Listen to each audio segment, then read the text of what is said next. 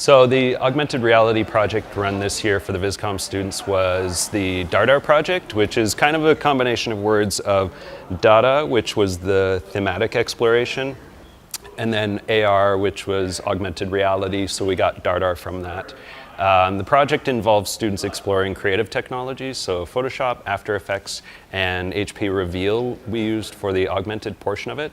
And yeah, basically the students were allowed to go in and produce short motion graphics that we could then embed into the college environment. So around the college now are approximately 14 various DARDAR projects that have been overlaid onto signage and other artwork, stamped into concrete at the college here.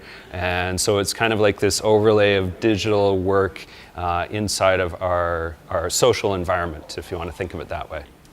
Some of the highlights this year involve certainly I would say almost like the depth of the projects that were produced. So throughout the semester, I was working towards getting the students prepared enough to be able to produce this. So everything along the way was reinforcing whether it was Photoshop or After Effects, and then the final augmented reality.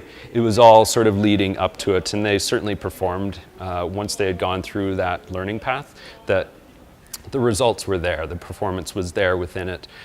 Students working at various scales, so very large to very small with the augmented reality. And then just, each one is unique. So the voice that came out through the works were unique to the students.